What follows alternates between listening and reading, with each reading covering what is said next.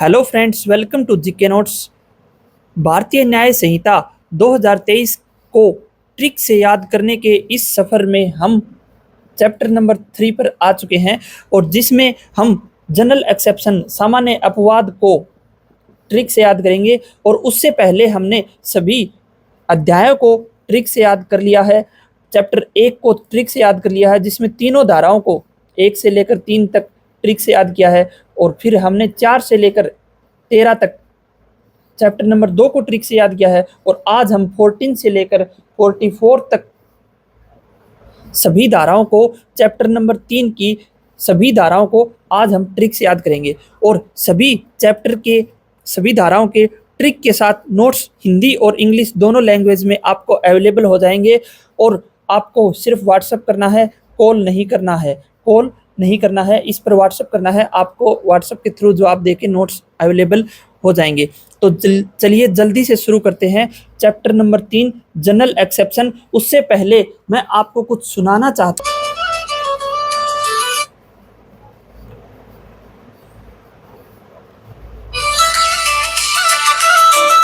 यह एक गाना है जो चैप्टर नंबर 3 के लिए स्पेशल बनाया गया है। इसके लिरिक्स आपको डिस्क्रिप्शन में मिल जाएंगे, जिसके बोल हैं, आओ सुनाओ अपवाद की एक कहानी। अपवाद ये चैप्टर नंबर 3 की बात करता है। और उस अपवाद की एक कहानी सुनोगे, उस कहानी को मैंने लिखा हुआ भी है। और ये जो नोट्स है बीएनएस के विद ट्रिक्स आपको अच्छे से मिल जाएंगे, प्रिंट करवा सकते हो। और ये जो अपवाद की कहानी का जो सॉन्ग है, ये पूरा चैप्टर नंबर 3 को याद करा देगा आपके। और इस सॉन्ग को आप कभी भी सुन सकते हो, बाद में भी सुन सकते हो। और मैंने पूरा कोशिश किया है कि इस सॉन्ग को सुनने के साथ आप अपने सेक्शंस को रिकॉल कर पाओ कि कौन से नंबर पे कौन सा सेक्शन है, उसमें क्या लिखा हुआ है। ये सब इस सॉन्ग के माध्यम से 14 की साल थी और तथ्यों की भूल का खतरा था। ये कह रहा है कि आओ सुनाओ अपवाद की एक कहानी, 14 की साल थी, तथ्य की भूल का खतरा था। अब मैं ट्रिक के साथ सभी सेक्शन को शुरू कर रहा हूं।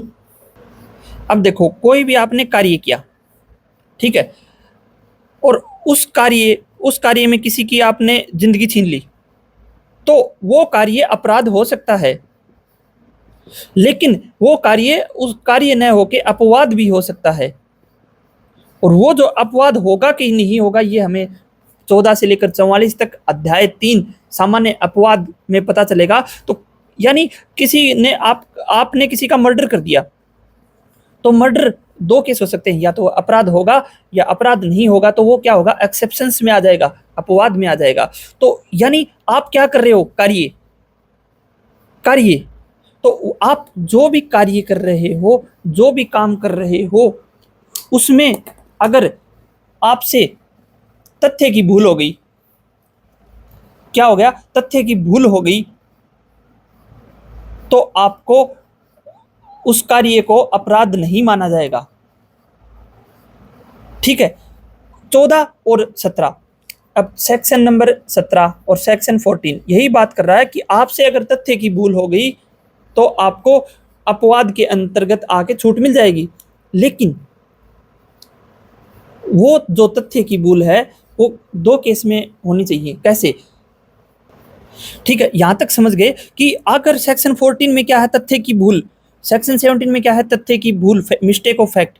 अब देखो, एक तो हमने 2 चीजें इसमें होंगी, बाउंड बाय लॉ और यह है जस्टिफाइड बाय लॉ। तो अब देखो, बी अल्फाबेटिक ऑर्डर में पहले आता है, जे क्या आता है, बाद में आता है, और बी क्या आता है, पहले आता है। तो जो पहले आएगा वो 14 के साथ जाएगा और जो बाद में आएगा वो 17 के साथ जाएगा। यानी जो, अब इसमें एक ही चीज है, आपको पता है, bound by law, justified by law. अब देखो 14 में क्या आया, बाउंड बाय लॉ, क्योंकि बी पहले आता है। ये ध्यान रखना, बी पहले आता है, बी, क्योंकि बी पहले आएगा तो पहले वाले सेक्शन में जाएगा 14 में, और जे बाद में आता है तो 17 वाले में चला जाएगा, जस्टिफाइड बाय लॉ। अब ये चीज़ें है क्या कि मान लो कोई एक पुलिस पर्सन है और उसको, पुलिस पर्सन है ए, और उसको ऑर्डर मिल गया कि बी को अरेस्ट करो, बी को क्या करो, गिरफ्तार करो। और वह गलती से सी को गिरफ्तार कर लेता है, सी को गिरफ्तार कर लेता है। बाद में पता चलता है कि उसने सी को गलत गिरफ्तार कर लिया। तो ए ने कोई अपराध नहीं किया, क्योंकि ए बाउंड बाय लॉ था, उसको कानून ने बोला था ऐसा करने के लिए, और उससे मिस्टेक की मिस्टेक से उसने सी को गिरफ्तार कर लिया, जबकि उसे बी को गिरफ्तार करना था।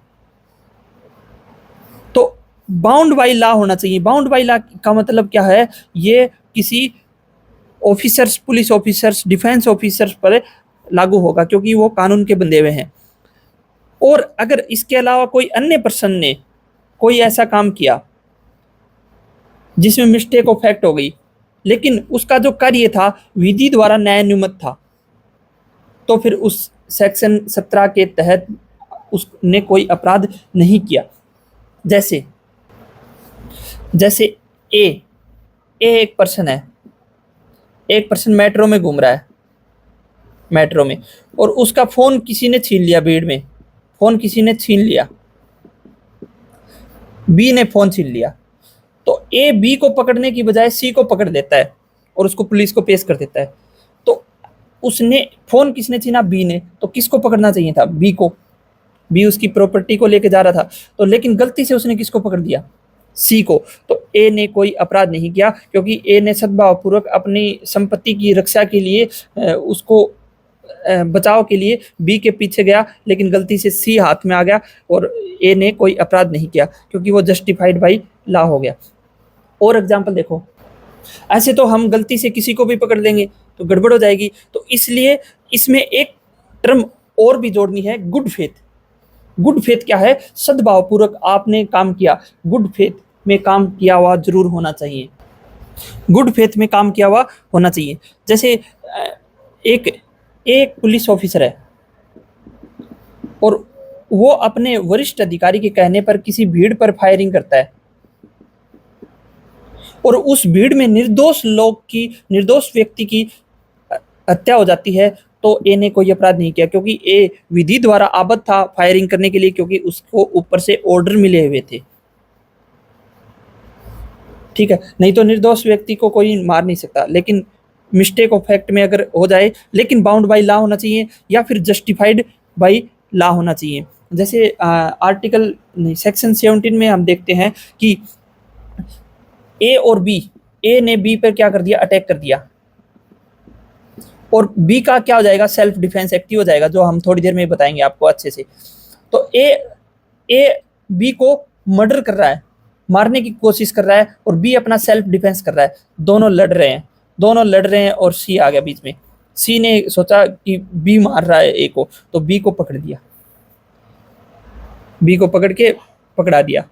तो सी ने सद्भावपूर्वक, जस्टिफाइड बाय लॉ है कि बी को, ए को बचा रहा था वो, जबकि एक्चुअल में बचाना था बी को, क्योंकि ए मार रहा था, बी सेल्फ डिफेंस कर रहा था, लेकिन गलती से बचाने वाले को ही पकड़ लिया सी ने।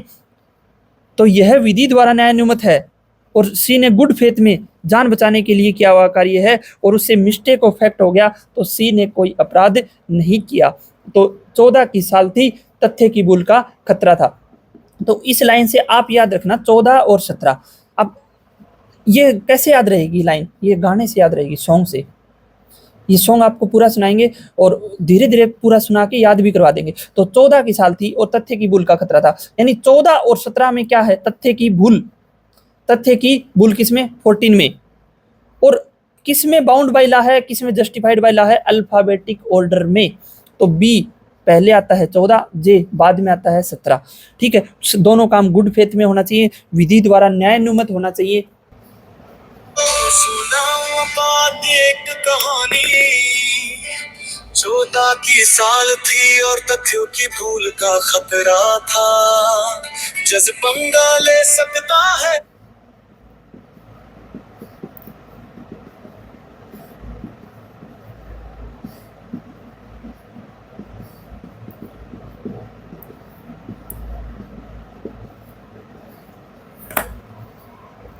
की सलाह मान लो।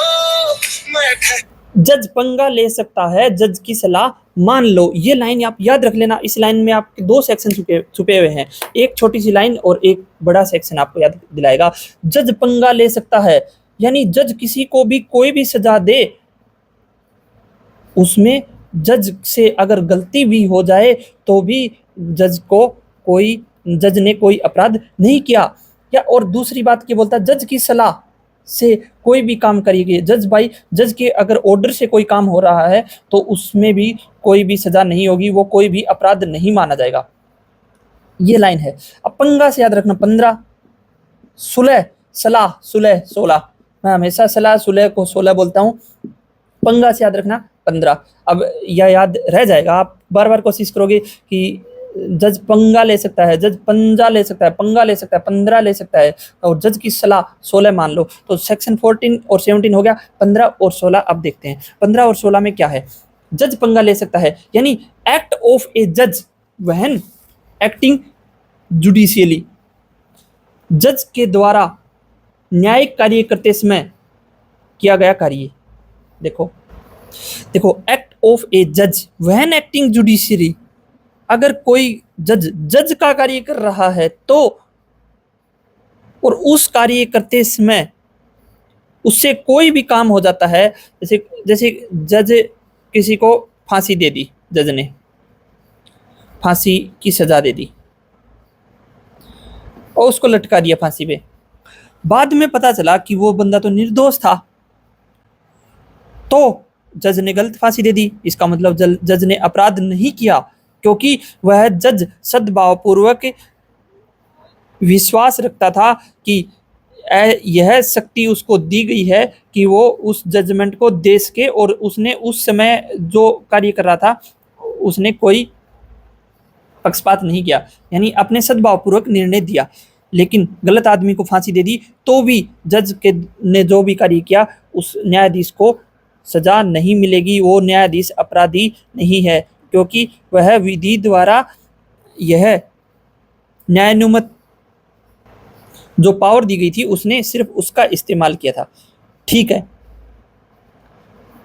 अब मान लो जज है और जज घर पर है, ठीक है, और उसकी लड़ाई होगी पड़ोसी से, और जज ने पड़ोसी को क्या कर दिया, पीट दिया, पीटना नॉर्मल मार, मर्डर कर दिया। अब जज ने पड़ोसी का मर्डर कर दिया,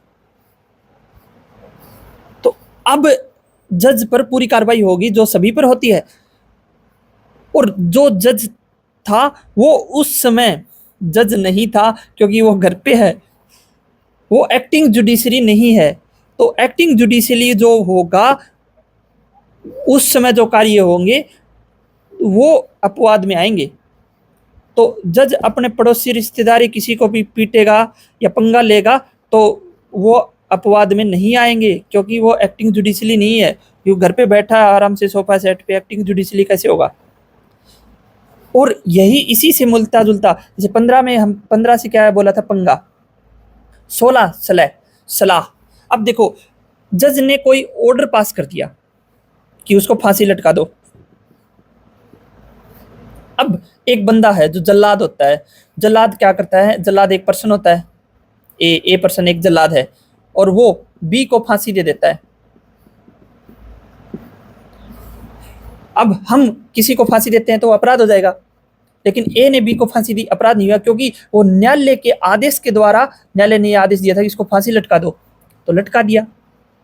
तो न्यायालय का कोई भी डिसीजंस होते हैं और या ऑर्डर ऑफ कोर्ट होते हैं, और उसको मानने में, जैसे कोर्ट ने ऑर्डर दिया पुलिस को कि उसको पकड़ के लाओ, और वो उसको जो पकड़ के लाने का जो ऑर्डर था उस ऑर्डर को मानते हुए पुलिस ऑफिसर कार्य कर रहा है, तो पुलिस ऑफिसर ने कोई अपराध नहीं किया। लेकिन वही पुलिस ऑफिसर, उसको ऊपर से ऑर्डर नहीं है उसको पकड़ के लाने का, गिरफ्तारी का वारंट नहीं है, और फिर भी वो पकड़ के ले आता है, तो फिर गड़बड़ हो जाएगी, तो फिर इस सेक्शन के तहत छूट नहीं मिलेगी। तो न्यायालय के निर्णय या आदेश के अनुसरण में किया गया कार्य, ठीक है। अब एक और बात है इसमें, अब मान लो कोई जज है और उसको कोई हायर ऑफिसर है, कोई ऑफिसर है, और वो अपने सबऑर्डिनेट ऑफिसर को, ऑफिसर 2 को ऑर्डर देता है कि पकड़ के लाओ ए को, ए को पकड़ के लाओ। बड़ा ऑफिसर छोटे ऑफिसर को ऑर्डर दे रहा कि ए को पकड़ के लाओ। छोटा ऑफिसर ए को पकड़ के ले आता है। अब बड़े ऑफिसर को वो कोई अधिकारिता ही नहीं थी कि ए को पकड़ने की, बड़े ऑफिसर की कोई जुरिस्डिक्शन ही नहीं थी।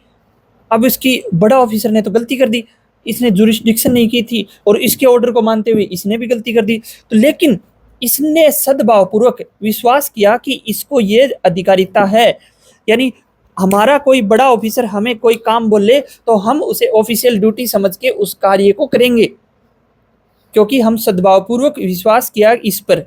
अब ये था निकम्मा, निकम्मा वर्ड ठीक नहीं है, इसने गलती कर दी तो इसने गलती कर दी ये भुगतेगा, लेकिन ऑफिसर 2 ने कोई भी अपराध नहीं किया क्योंकि उसने आदेश के अनुसरण में किया गया कार्य था। तो आदेश के अनुसरण में किया गया कार्य, और अगर किसी जज ने, इसमें जज की बात करता है, जजमेंट और ऑर्डर बॉय, कोर्ट, तो कोर्ट और जजमेंट, यानी किसी जज को कोई अधिकारिता नहीं है, फिर भी उसने ऑर्डर दे दिया तो उसके ऑर्डर का पालन करने वाला ने कोई अपराध नहीं किया। ठीक है, तो 15 और 16। अब ये जो गाना था कि आओ सुनाओ अपवाद की एक कहानी, 14 की साल थी, 14 की साल थी और तथ्य की भूल का खतरा था। तो 14 की साल, 14 और 17, 14 की साल और मिस्टेक ऑफ फैक्ट, इसमें भी मिस्टेक ऑफ फैक्ट, और इसमें B J, bound by law, justified by law, bound पहले आता है, bound by law, justified by law, सद्भावपूर्वक दोनों होना चाहिए।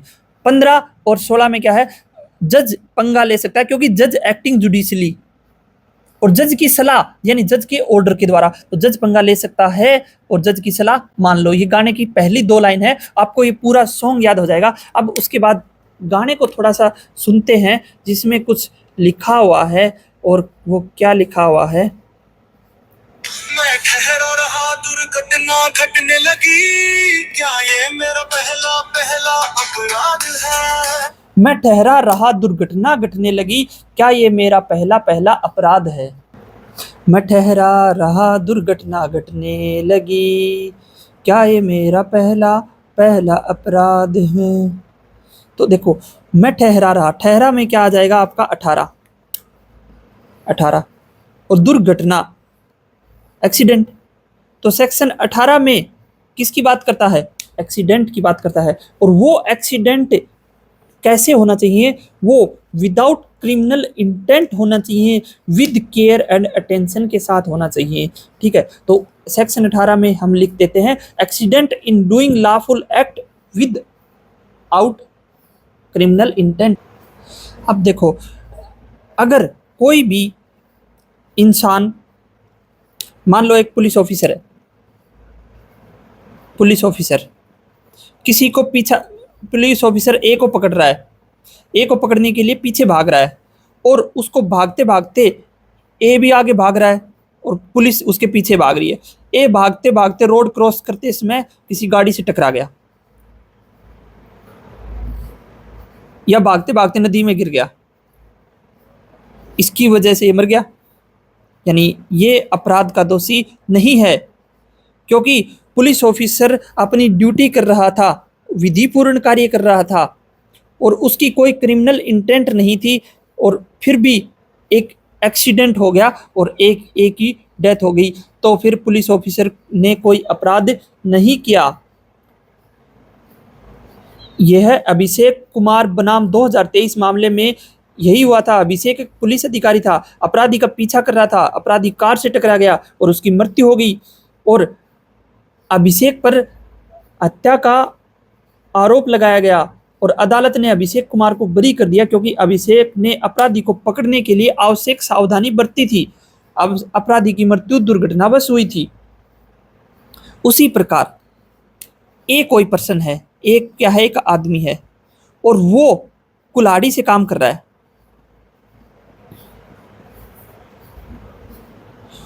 जंगल में लकड़ियां काट रहा है, और कुल्हाड़ी उसके हाथ से छूट के कोई रास्ते में एक व्यक्ति जा रहा था, उस पे लग गई, क्योंकि वो जंगल में था और उसने उचित सावधानी के साथ लकड़ियां काट रहा था और फिर भी एक्सीडेंटली उस पर लग गई और वो मर गया, तो ए ने कोई अपराध नहीं किया, क्योंकि ए उचित सावधानी के साथ कर रहा था। ए अगर किसी के घर के पास जाके गेट पे लकड़ियां काट रहा है और वहां लोग आ रहे हैं जा रहे हैं, वहां नहीं, सुनसान जगह पर कोई भी आप छोटा बहुत काम कर रहे हो तो फिर आपको उसका बेनिफिट मिल जाता है। अब मान लो क्रिकेट खेल रहे हैं कोई और किसी ने मार दिया 6 और वो दर्शक में से किसी को लग गया, ऑडियंस में से किसी को लग गया और दर्शक में से लग गया और वो मर गया, तो जो बैटिंग कर रहा है उसने कोई अपराध नहीं किया, क्योंकि वो सद्भावपूर्वक अपना कार्य कर रहा था। उसी प्रकार मान लो आप गाड़ी चला रहे हो और आपके सामने कोई भी आ गया गलती से। अब गाड़ी आप हाईवे पर गाड़ी चला रहे हो, हाईवे पर गाड़ी तेज चलेगी और हाईवे पर कोई व्यक्ति आ गया पैदल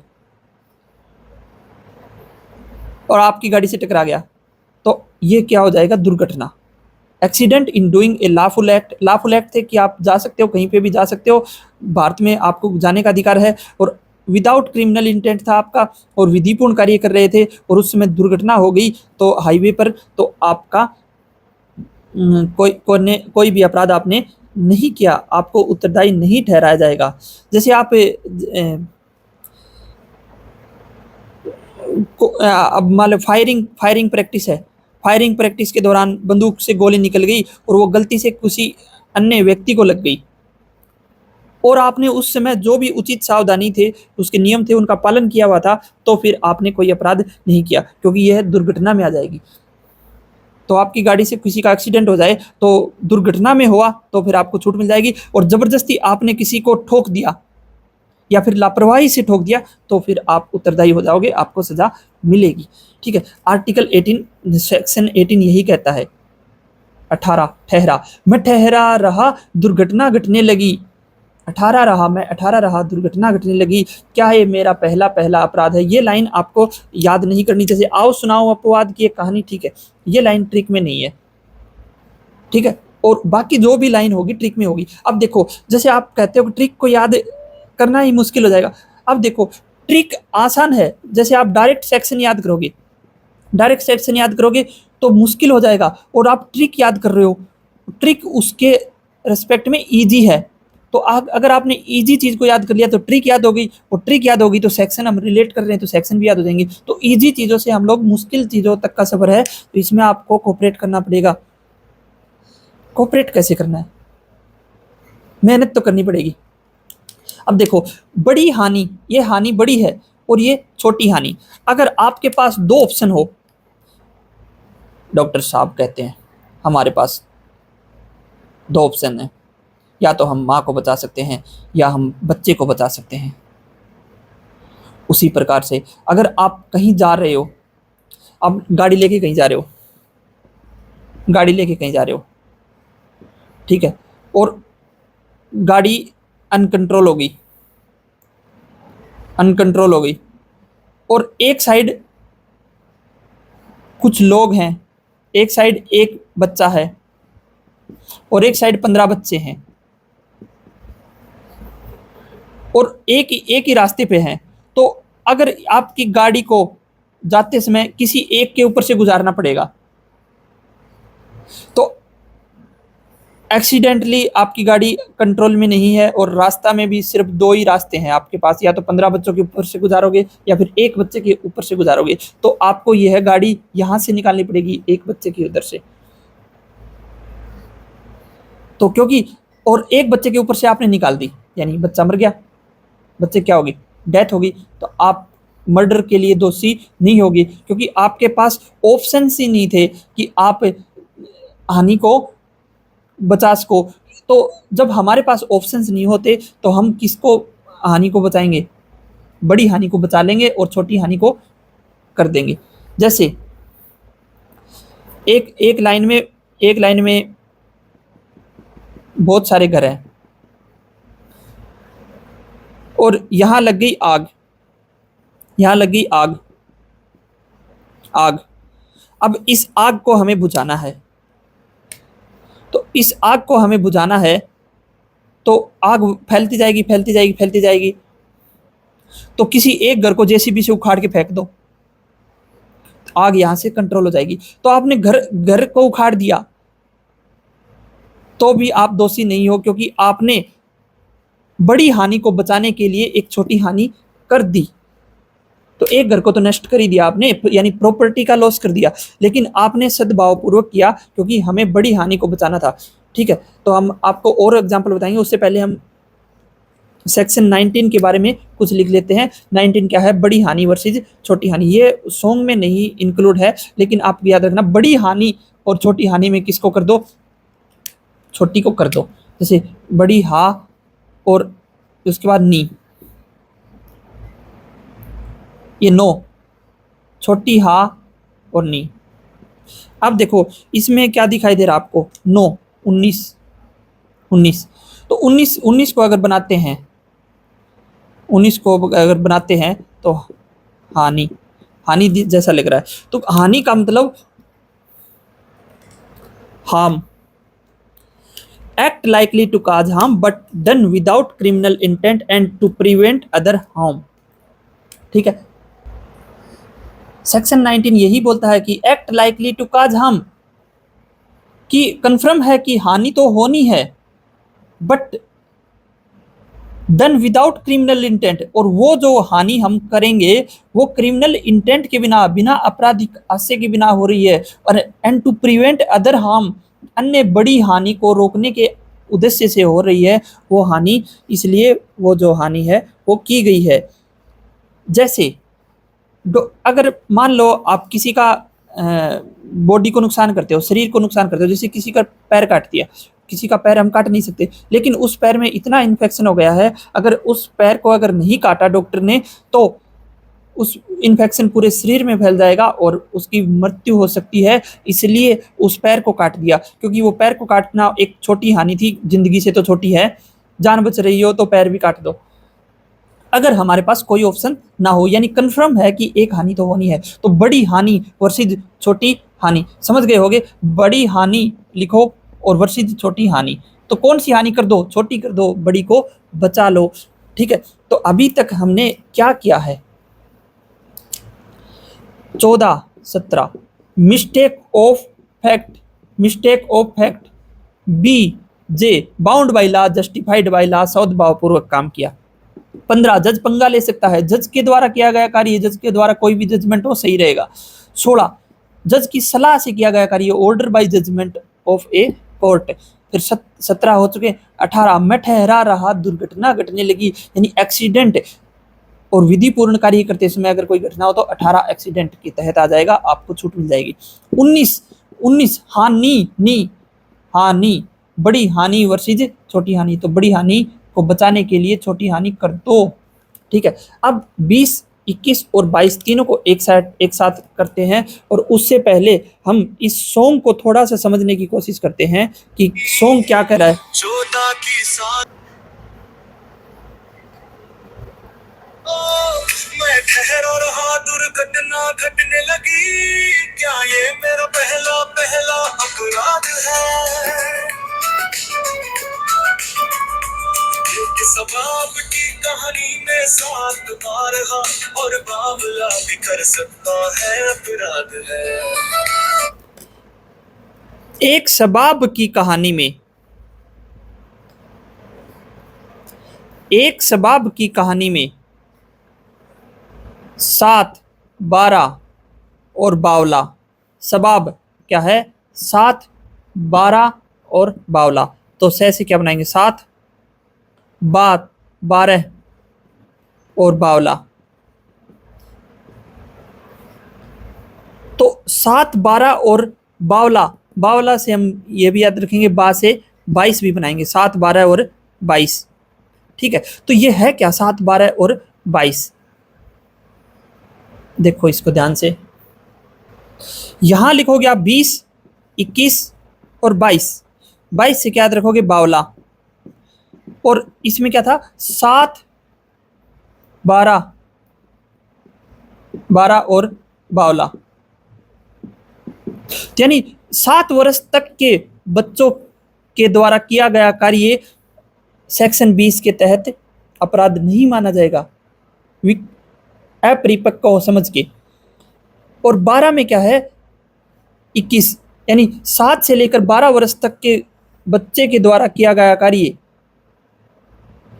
चेक किया जाएगा कि वो समझदार है कि नहीं है। अगर वो समझदार निकला तो वो सजा हो जाएगी, अदरवाइज उसको भी छोड़ दिया जाएगा। 22 में बावला व्यक्ति, बावला को मतलब क्या बोलते हैं, बावला पागल, पागल यानी विकृत चित्त, unsoundness of mind, unsound mind.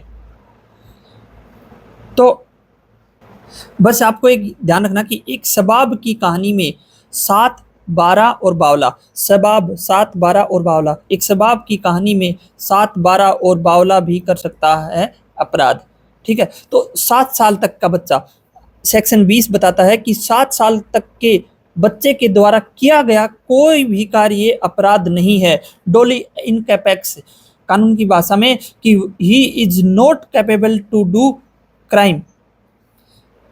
तो 7 साल तक कोई भी बच्चा कोई भी कार्य करे, माफ।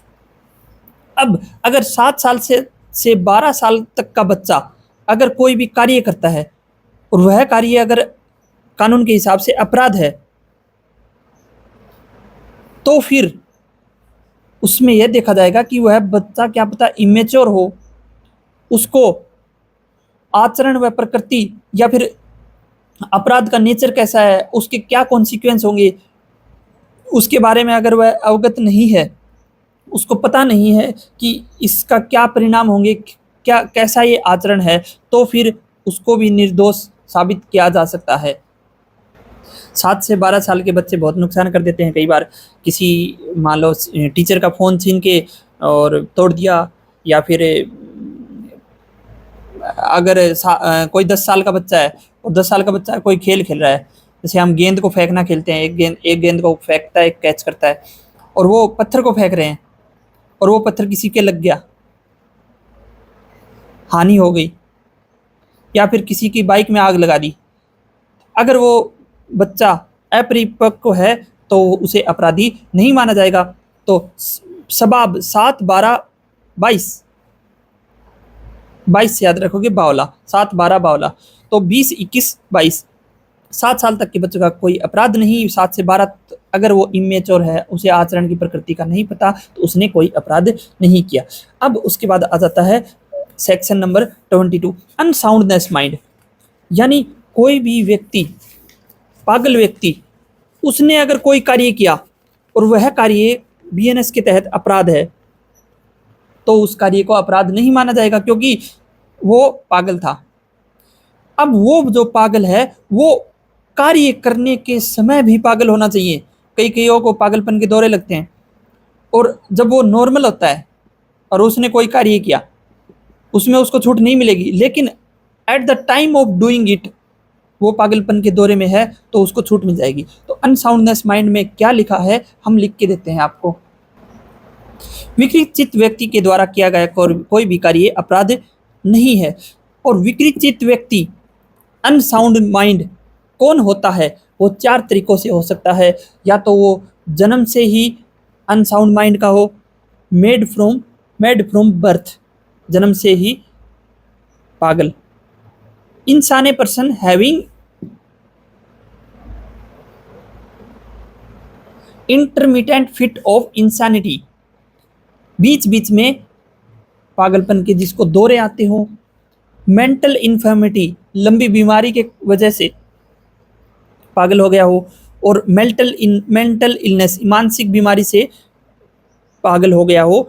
तो ये जो 4 केस में या तो जन्म से पागल हो, या उसको बीच बीच में पागलपन के दौरे आते हो, या वो लंबी बीमारी के कारण पागल हो गया हो, और या फिर मेंटल इलनेस के कारण जो पागल हुआ है, उनके द्वारा किया गया कोई भी कार्य अपराध नहीं होगा अगर वो अपराध को करते समय इस अवस्था में है, क्योंकि इनको नहीं पता कि जो आप कार्य कर रहे हो उसका कॉन्सिक्वेंस क्या गुड होगा, बैड होगा, सही होगा, गलत होगा। जो मानसिक रूप से सही नहीं है तो उसको सही गलत का नहीं पता, तो उसने बीमारी के समय, अब जैसे वो कुछ पागल लोग होते हैं, किसी को ही पीट देते हैं, पीट सकते हैं, क्योंकि उनको पता नहीं कि वो समझ नहीं है कि वो उसके क्या परिणाम होंगे, ये चीज़ सही नहीं है, कानून के रूप से में उसमें सज़ा है। तो इसलिए इनके द्वारा किया गया कोई भी कार्य, यानी 7, 12 और 22, 22 से याद रखना, 22 से याद रखोगे बावला, 22, 21 और 20। तो 20 में 7 वर्ष तक के बच्चों द्वारा किया गया कार्य, और 21 में 7 से लेकर 12 वर्ष तक के बच्चों द्वारा किया गया कार्य, और 22 में बावला विकृत अनसाउंड माइंड के द्वारा किया गया कार्य अपराध नहीं होगा।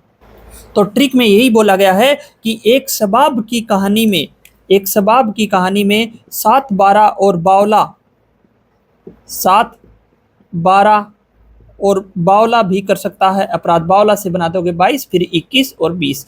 तो एक शबाब की कहानी में 7, 12 और बावला भी कर सकता है अपराध। तो क्या था, आओ सुनाओ अपवाद की एक कहानी, 14 की साल थी, तथ्य की भूल का खतरा था। तो उस सॉन्ग को आपको लास्ट में मैं पूरा शेयर कर दूंगा, और उसके बाद चलते हैं अगला सेक्शन नंबर 23।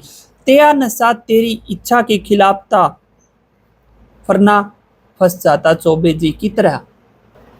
23 क्या कहता है कि तेरा नशा, तेरा से याद रखो 23, और चौबे जी की तरह 24। अब तेरा नशा तेरी इच्छा के खिलाफ था, तेरा नशा तेरी इच्छा के खिलाफ था, यानी जो नशा हो गया और उसकी against is will, article section 23 में के तहत मिल जाएगा, बेनिफिट मिल जाएगा। अब act of a person incapable of judgment by reason of intoxication caused against his will, किसी ने उसको जबरदस्ती कोल्ड ड्रिंक में शराब पिला दी, या फिर किसी ने जबरदस्ती खाने में कुछ नशा मिला दिया। अब वो पर्सन यह समझा जाएगा कि वो कोई भी कार्य कर रहा है, उसको जज नहीं कर पा रहा कि वो सही है कि गलत है, तो सही गलत का पता नहीं रहता, तो उसमें जो भी कार्य करेगा उसमें उसको छूट मिल जाएगी, क्योंकि वह नशा उसकी इच्छा के विरुद्ध था। लेकिन चौबे जी फंस गए। पिछले बार आईपीसी के सेक्शन की ट्रिक में हमने चौबे जी को अच्छा बताया था, तो और अभी इस चौबे जी फंस गए। ठीक है, तो चौबे जी नाराज मत होना, हम ट्रिक की बात करते हैं, बाकी हमें किसी को कोई हर्ट करने का कोई इंटेंशन नहीं है, विदाउट इंटेंट है। लेकिन इसमें देखो चौबे जी फंस गए। चौबे जी क्यों फंस गए? क्योंकि अगर आपने नशा किया, अब ये बात होगी, किसी ने नशा किया और नशा उसकी विल, इच्छा के खिलाफ है, तो वो बच जाएगा। लेकिन नशा उसकी विल के अनुरूप है, यानी अगर उसने मर्जी से नशा किया, नशा करता रहता है, मर्जी से नशा किया और फिर उससे अपराध हो गया। अब 24 को ध्यान से समझना कि उसने नशा किया, ठीक है, और उससे कार्य हो गया, अपराध हो गया, तो उसको वैसी ही सजा मिलेगी जो किसी सामान्य को मिलती। जो मान लो कि अब जैसे अब मान लो कोई चीज़, क्राइम कैसे बनती है, कोई भी एक्ट है, कोई भी कार्य है, वो क्राइम कैसे बनेगा, उसके लिए उसको नॉलेज होना चाहिए उस क्राइम की, और उसका इंटेंट होना चाहिए, उसको विशेष आशय और ज्ञान की आवश्यकता होती है, तो वो कार्य क्राइम बनता है। अब पीने वाले को तो नहीं पता, नशा करने वाले को तो नॉलेज और इंटेंट नहीं होती, लेकिन नशा अगर उसकी मर्जी के से है तो इसमें क्या होगा, मर्जी से, तो मर्जी से था, इसलिए चौबे जी क्या हो गए, फंस गए, क्योंकि नशा मर्जी से था, और मर्जी से नशा था, इसीलिए उसको वैसे ही डील किया जाएगा जैसे कोई एक सामान्य व्यक्ति को सजा मिलती है। समझे? मीन्स अगर इच्छा से हो, इच्छा से नशा हो, इच्छा से नशा हो, तो आपको कोई छूट नहीं मिलेगी, वैसी ही सजा मिलेगी जो सबको मिलती है। तो अगर कोई भी इंटॉक्सिकेशन स्टेज है तो उसकी इच्छा के विरुद्ध हो तो उसको फायदा मिलेगा। अगर इच्छा से वो नशा करता है तो उसको कोई फायदा नहीं मिलेगा, और उसे वैसे ही डील किया जाएगा जैसे किसी अपराधी से डील किया जाता है, यानी वो से सारी सजा मिलेगी, कोई सजा माफ नहीं होगी। तो चौबे जी क्या हो गए, फंस गए। ऑफेंस रिक्वायरिंग पर्टिकुलर इंटेंट और knowledge committed by one who is intoxicated. ठीक है, तो 23 और 24, तेया नशा इच्छा के खिलाफ था, अगेंस्ट हिज विल। 23 में क्या आ जाएगा, तेया अगेंस्ट हिज विल, और फंस जाता चौबे जी की तरह विल के अनुरूप।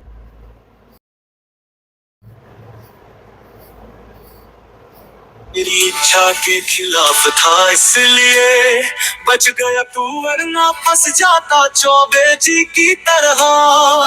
पर्सनल सहमति दी, मुंह फूटा, फिर डॉक्टर छबीला को सहमति दिया उपचार की। पागल हुआ तो साथी ने साथ दिया, लेकिन लक के डर से सहमति ना दिया। अब देखो, इन्होंने बोला पर्सनल सहमति दी, मुंह फूटा, तो यानी पर्सनल से याद रखोगे 25, डॉक्टर छबीला 26, और पागल हुआ तो साथी ने साथ दिया। साथी ने क्या दिया, साथ दिया, यानी सहमति दी। 27 वाली सहमति। लट से याद रखना 8 यानी 28, यानी 25, 26, 27 और 28। इसमें क्या दिया जाता है, सहमति दी जाती है, सहमति, कंसेंट। इसमें भी क्या है, सहमति, कंसेंट है। इसमें भी क्या है, सहमति। और ये जो 25 है, ये सहमति किसकी है, पर्सनल सहमति है, ये पर्सनल सहमति है। अगर आप इनको डिटेल में समझो, पढ़ोगे, तब अच्छे से समझ में आ जाएगा कि ये चीज़ें क्या है, कि पर्सनल सहमति दी है। पर्सनल यानी बंदा खुद जो 18 प्लस का है वो सहमति दे रहा है, किसके तहत, सेक्शन 25 ऑफ बीएनएस के तहत। जैसे आप कुश्ती कर रहे हो, कुश्ती में कितने लोग होते हैं, दो लोग, और आपने बॉन्ड पे साइन कर दिया कि इससे अगर कोई भी हानि होती है तो मैं सहमति देता हूं कि हम इसको अदालत में केस नहीं डालेंगे, हम उसको चुनौती नहीं करेंगे। ठीक है, ये सहमति हो गई कि मुझसे कोई भी नुकसान होगा उसका मैं जिम्मेवार हूं। ठीक है, तो उसमें मान लो उसका मुंह फूट गया, मुंह पर चोट आ गई, या फिर हड्डी टूट गई। ठीक है, तो उससे उसका कोई केस नहीं लगेगा, क्योंकि वो कुश्ती के लिए, उसने मनोरंजन के लिए सहमति दे रखी थी। तो पर्सनल सहमति की बात करता है सेक्शन नंबर 25। अब मान लो उसकी हड्डी टूट गई, तो जिसने तोड़ी, मैं लिखूंगा इस बात को, जिसने उसकी हड्डी तोड़ी, उसको यह तोड़ते समय ज्ञात नहीं होना चाहिए कि वह उस हड्डी टूट सकती है। अब कुश्ती में जो दांव खेला उसने, उससे उसको अगर ये पता होता कि इससे उसकी हड्डी टूट सकती है, तो फिर उसको कंसेंट के थ्रू प्रोटेक्शन नहीं मिलेगी। लेकिन अगर कोई भी कार्य कर रहा है और उस समय गड़बड़ हो गई और उसने सहमति दे रखी थी, तो उसके लिए आपको छूट है। ठीक है, और उसमें आपराधिक आशय तो बिल्कुल नहीं होना चाहिए, घोर उपति या मृत्यु का आशय बिल्कुल नहीं होना चाहिए। तो सेक्शन 25 सहमति की बात करता है, 26 सहमति की बात करता है। यह सहमति हम किसको देते हैं, डॉक्टर, शल्य चिकित्सक, यानी छबीला, डॉक्टर छबीला को सहमति देते हैं। यानी अगर हमें कोई ऑपरेशन करवाना है और उस ऑपरेशन में मौत भी हो सकती है, और फिर भी हमने सहमति दी क्योंकि बीमारी को भी ठीक करना था, बीमारी को भी नहीं सह सकते थे और मौत की भी संभावना है, तो डॉक्टर को सहमति देते हैं। डॉक्टर बॉन्ड पे साइन करवा लेता है, इससे होने वाले नुकसान के लिए आप खुद जिम्मेवार होंगे। तो पर्सनल सहमति किसके लिए, और 26 में सहमति किसको देते हैं, हम किसी गुड फेथ में। और 25 में क्या है सहमति, 26 में क्या है सहमति। 25 में कौन सहमति देता है, खुद। 26 में कौन सहमति देता है, खुद। 25 में किस लिए, मनोरंजन के लिए, आपकी मर्जी है, मनोरंजन, इंटरटेनमेंट। लेकिन 26 और 25 में यही अंतर है कि 26 में जो सहमति दी जाती है वो गुड फेथ में, बेनिफिट के लिए दी जाती है, जबकि 25 में कोई बेनिफिट नहीं होता, इसमें आपका एंटरटेनमेंट होता है। ठीक है, तो act not intended to cause death but he is agree to suffer that harm और to take that risk of harm, कि उसने कंसेंट दे दिया कि वो सहमत है कि अगर इससे कोई भी हार्म होगा, हानि होगी, तो उसके लिए वो जिम्मेवार है।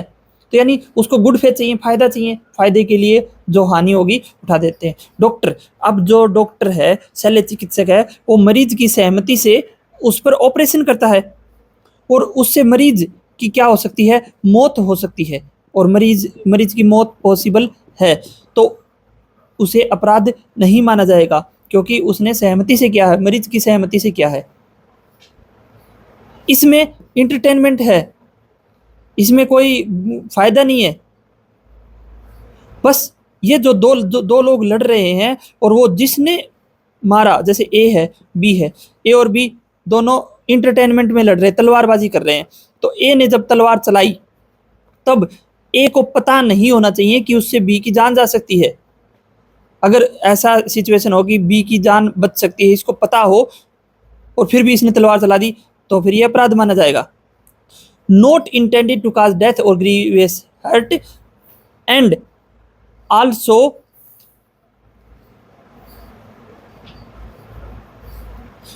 विच is not known by a doer और लाइकली टू काज डेथ और ग्रीवियस हर्ट, कि जो करता है, जो ये करता है, इसको पता नहीं होना चाहिए कि गलती से लगना चाहिए, तो ही उसको सहमति के थ्रू उससे माफ़ी मिल जाएगी। ठीक है, तो कुछ बात नहीं, पर्सनल सहमति दी, पर्सनल से याद रखना 25, और डॉक्टर छबीला को भी हमने सहमति दी, तो 25 और 26 में क्या है, सहमति, पर्सनल सहमति दी किसी भी एग्रीमेंट पर। डॉक्टर को किस लिए दी, ऑपरेशन के लिए, गुड फेथ के लिए, बेनिफिट के लिए, और उसमें अगर कोई भी हार्म होता है, चाहे डेथ भी हो, वो भी उसमें भी अपराध नहीं माना जाएगा। ठीक है, तो अब पागल हुआ तो साथी ने साथ दिया, यानी अगर आदमी कोई पागल है तो सहमति कौन देगा, साथी। साथी से साथ क्या रखोगे, 27, 7, 27। ठीक है, तो सेक्शन 27 क्या कहता है कि अगर आपका साथी सहमति देता है। अब देखो, कोई पागल आदमी है और उसको इलाज करवाना है, तो पागल आदमी को तो ये नहीं कह सकते कि चलो तुम्हारा इलाज करवाते हैं, तुम पागल हो। उसकी बिना सहमति के ही साथ देना होगा उसका, 27 में यही बात है। और कोई शिशु जो 12 साल से कम है, 12 वर्ष से कम का बच्चा है, अगर वो सहमत भी नहीं है, उसको भी इलाज के लिए सहमति दी जाती है। छोटे बच्चे को ज़बरदस्ती इंजेक्शन लगाया जाता है और उस बच्चे की कोई सहमति नहीं होती कि उस पर उसको इंजेक्शन लगाया जाए, लेकिन फिर भी लगाया जाता है। क्यों? क्योंकि उसके फ़ायदे के लिए, गुड फेथ में। तो गुड फेथ और उसके फ़ायदे के लिए अगर कोई संरक्षक सहमति देता है, अनसाउंड माइंड या फिर चाइल्ड यानी बच्चे के लिए, शिशु के लिए, या कोई विकृत चित्त व्यक्ति है, उसके लिए आप सहमति देते हो, तो आपने कोई अपराध नहीं किया।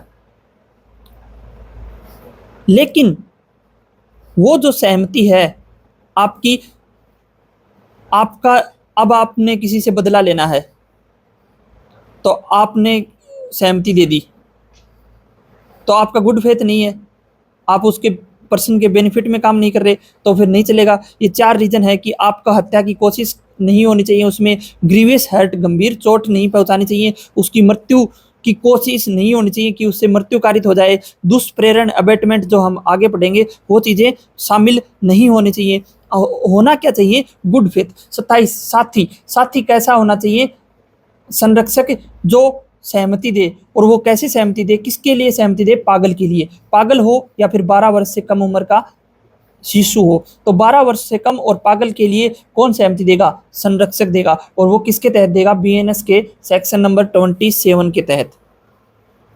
अब बीएनएस का सेन 28, 8 का मतलब लठ, 8 लठ, लठ यानी भय के अधीन दी गई सहमति। जैसे 28 में देखो, मान लो आपके पास आपका कोई पड़ोसी आया और उन्होंने बंदूक दिखा के आपकी प्रॉपर्टी अपने नाम करवा ली, बंदूक दिखा के आपकी प्रॉपर्टी अपने नाम करा ली। अब भय से आपने उस पर हस्ताक्षर कर दिए, क्योंकि जान बचानी थी। तो आपने जो सहमति दी प्रॉपर्टी उसको देने की, वो सहमति आप बाद में चैलेंज कर सकते हो, क्योंकि यह सहमति आपने भय के दम पे दी गई है। अगर आप किसी को गुमराह करके बेवकूफ बना के सहमति ले देते हो, साइन करवा लेते हो, तो वो सहमति वैलिड नहीं मानी जाएगी। और दूसरी बात, वह सहमति अगर किसी विकृत चित्त यानी पागल व्यक्ति ने की है, तो वो सहमति भी बीएनएस के सेक्शन 28 के तहत सहमति नहीं मानी जाएगी। अगर वह सहमति किसी 12 वर्ष से कम उम्र के व्यक्ति ने की है, कम उम्र के शिशु ने की है, तो भी सहमति नहीं मानी जाएगी। और पागल के साथ साथ जो नशे में है, चाहे वो नशा कैसा भी हो, नशे में है और उसने जो नशे में जो सहमति दी, उसे सहमति नहीं मानी जाएगी। जैसे आपने किसी को दारू वारू पिलाई और उससे साइन करवा ली डॉक्यूमेंट, बाद में वो कह सकता है कि मुझे नशे की हालत में मैं ये जान नहीं पा रहा था कि ये सही क्या है गलत क्या है, और सहमति दी गई, तो वो सहमति वैध नहीं मानी जाएगी। ठीक है, तो अठ का मतलब भय और भ्रम, मिसकंसेप्शन के तहत जो सहमति दे, फिर इसी में हम लोग ऐड कर देंगे पागल हो, जो नशे में हो, जो बच्चा हो, तो वो जो सहमति देते हैं वो सहमति वैध नहीं मानी जाएगी। तो देखो 25, 26, 27 कुछ नहीं, 25 में क्या है, पर्सनल सहमति, एंटरटेनमेंट के लिए देते हैं। एग्जाम्पल आपको समझ में आ जाएगा। डॉक्टर छबीला को सहमति 26 को सहमति दिया, किसकी, उपचार की, ताकि उपचार में कुछ भी हानि हो, गंभीर हानि हो, वो भी उसके लिए भी एग्री है। पागल हुआ तो साथी ने साथ दिया। जो पागल है या 12 वर्ष से कम उम्र का है, उसको सहमति कौन देगा, संरक्षक देगा। और 28 में कौन सी सहमति नहीं मानी जाएगी। सहमति वो जो भय के कारण दी गई हो, भ्रम में दी गई हो, किसी पागल ने दी हो, या फिर किसी 12 वर्ष से कम उम्र के बच्चे ने दी हो, या नशे में दी गई हो, तो वह सहमति जो उस सहमति को देते समय सामान्य अवस्था में नहीं है, तो वो सहमति नहीं मानी जाएगी। ठीक है, अब 29 क्या बोलता है कि सहमति अगर भ्रूण हत्या की है तो दोनों गलत है। किसाया मरता हो तो बिना सहमति के पानी पी लेना चाहिए।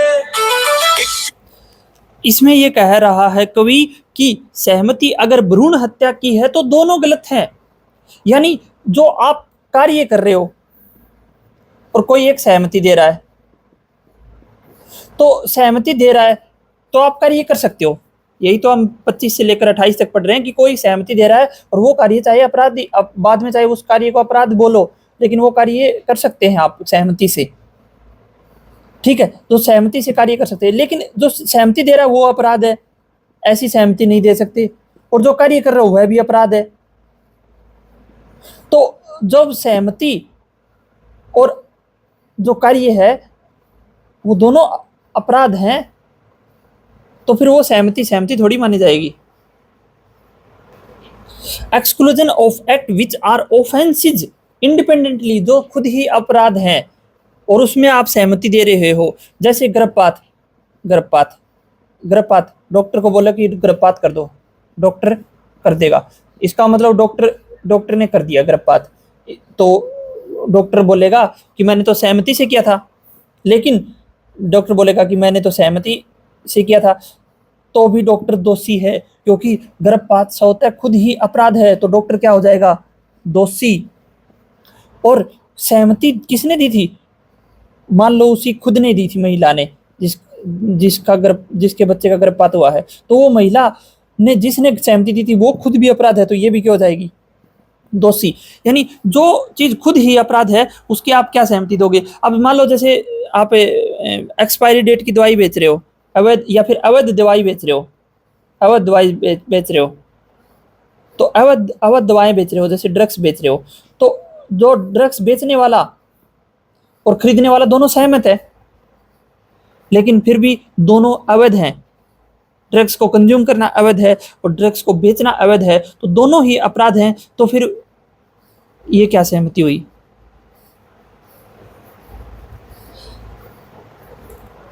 इसलिए ऐसे कार्यों का बहिष्कार जो होता है अपराध है। अब इसमें भी अपवाद है, इस अपवाद में भी एक अपवाद है, अपवाद कैसे है कि अगर आपको महिला और बच्चा बीमार हो गई और महिला और बच्चे में से एक को बचाना है, एक बच सकता है। अगर ऐसी सिचुएशन आ गई कि महिला और बच्चे में से एक ही बच सकता है, तो उस समय जो गर्भपात होगा वो किसी एक जिंदगी को बचाने के उद्देश्य से है, यानी सद्भावना से किया गया है, तो फिर वो अपराध नहीं होगा। फिर वो जो कंसेंट है या फिर वो जो अपराध है वो नहीं होगा, वो अपराध नहीं होगा। अब देखो 29 तो हो गया। 29 में क्या था? सहमति अगर भ्रूण हत्या की है तो दोनों गलत हैं। दोनों में से आप समझ लेना कि जो सहमति दी वो और जो आप कार्य कर रहे हो वो।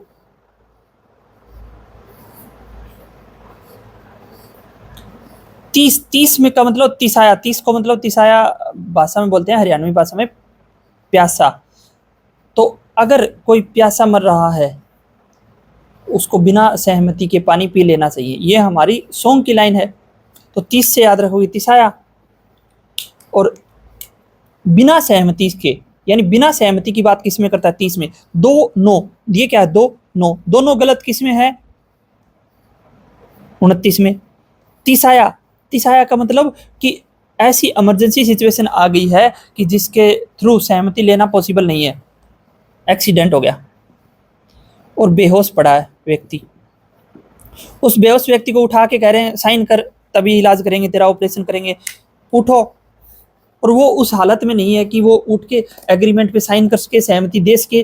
तो उसके गुड फेथ में, उसके बेनिफिट में, उस व्यक्ति के गुड फेथ में, उसके बेनिफिट में, उस पर्सन की विदाउट कंसेंट के लिए जो कार्य करता है डॉक्टर, ऑपरेशन कर देता है उसको, क्योंकि अगर उसको ऑपरेशन टाइम पे नहीं हुआ तो उसकी जिंदगी नहीं बचेगी। तो किसी की कोई सहमति नहीं ली गई, इमरजेंसी वार्ड में सीधा चला गया, इमरजेंसी में उसको जाके उसका इलाज किया, ऑपरेशन किया।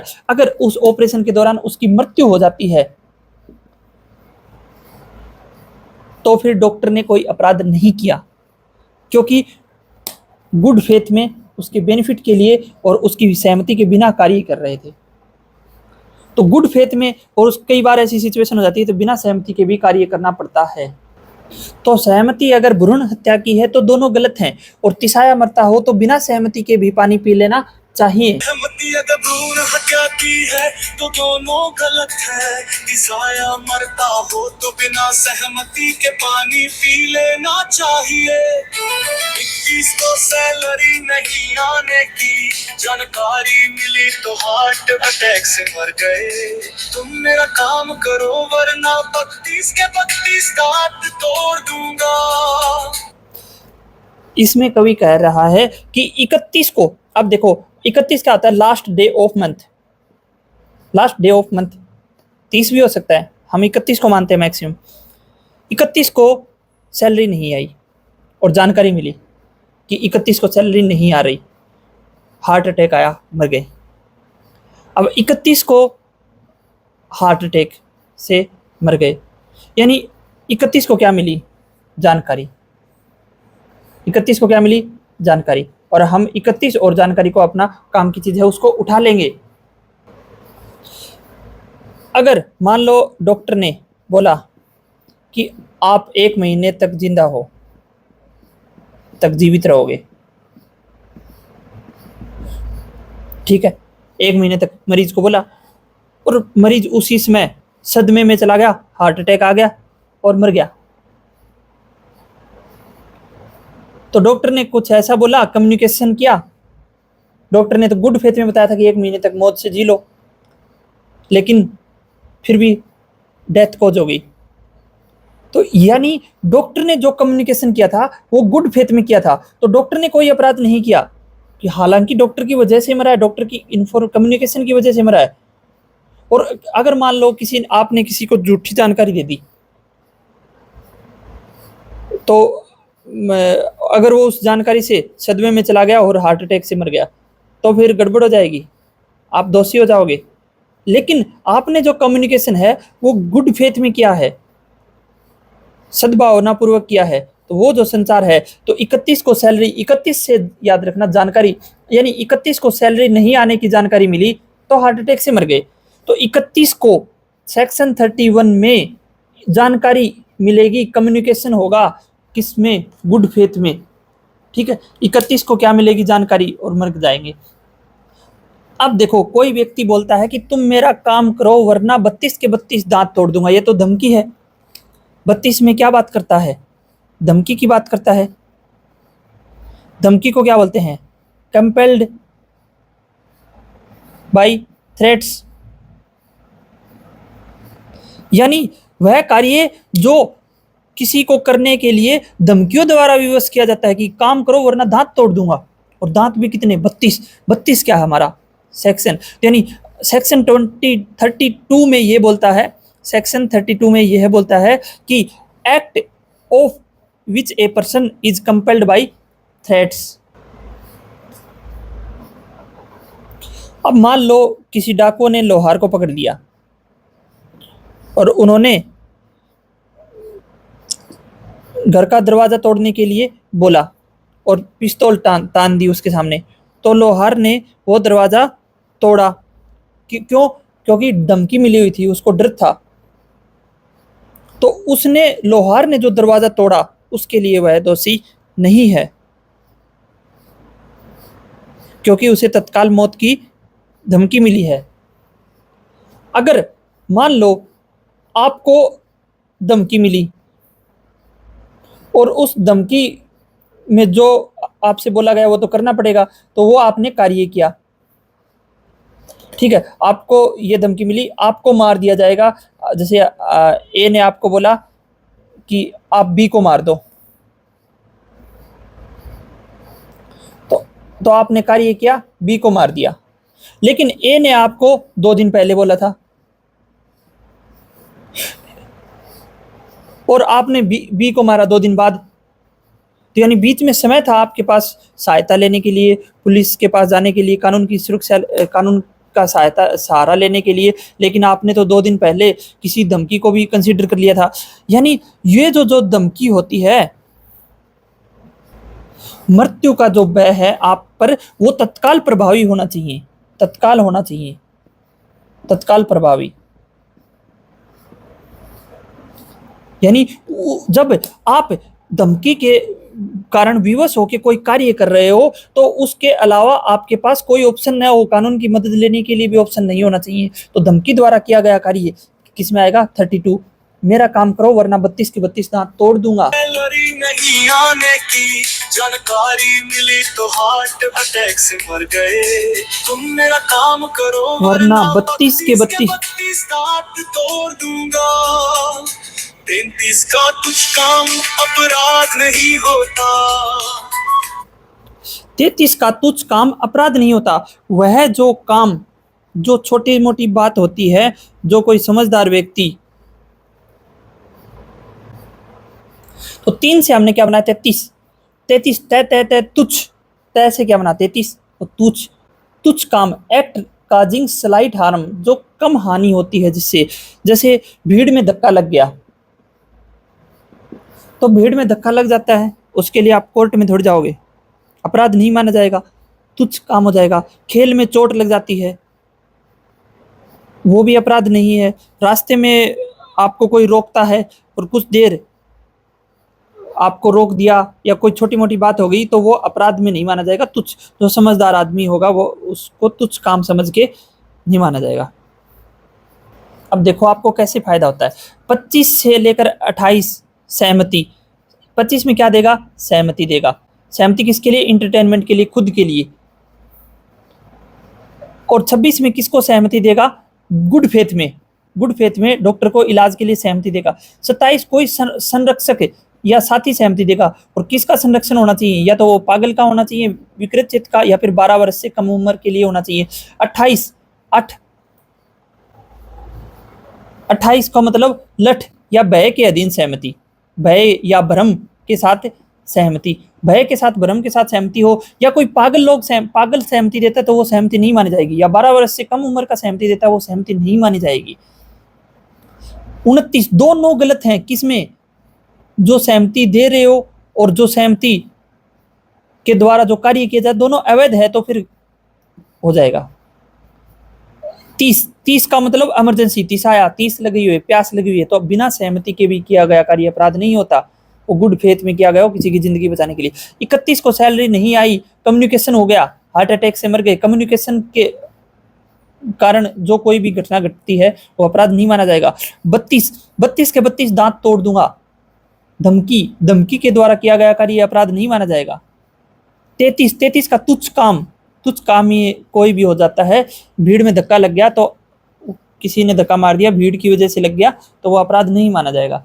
34 पे चलते हैं, लास्ट प्राइवेट डिफेंस। तो देखिए, right to private defence is preventive not punitive, यानी यह बचाव के लिए है। जो प्राइवेट प्रतिरक्षा है, प्राइवेट डिफेंस है आपका, ये उस अपराध को से बचाना है, न कि उस अपराध को सजा देना है। जैसे मान लो ए बी को पीट रहा है, ए बी को क्या कर रहा है, पीट रहा है, तो बी का ये है कि उस पीटने से बचना है, उसके पिटाई करने से बचना है, न कि बी के द्वारा ए को सजा देना है, क्योंकि सजा देने का काम किसका है, कोर्ट का है, कानून का है। तो कानून को अपना काम करने दीजिए, आप सिर्फ प्रिवेंटिव प्राइवेट डिफेंस कीजिए। लेकिन चीजें आपके कंट्रोल में नहीं है तो आप मार भी सकते हो इसको, ठीक है। तो 34 से लेकर 44 तक क्या बात है कि things done in private defence, निजी प्रतिरक्षा में की गई बातें किसमें है, 34 में। कोई बात अपराध नहीं है जो प्राइवेट डिफेंस में के अधिकार में प्रयोग की गई हो, यानी आपको प्राइवेट डिफेंस का राइट मिला हुआ है, उस हिसाब से कोई भी काम करते हो तो वो अपराध नहीं है। Section 34। Section 35, right to private defence of body और प्रॉपर्टी, यानी आपको जो प्राइवेट डिफेंस है, प्राइवेट प्रतिरक्षा का अधिकार है, वो शरीर और संपत्ति पर ही मिलेगा।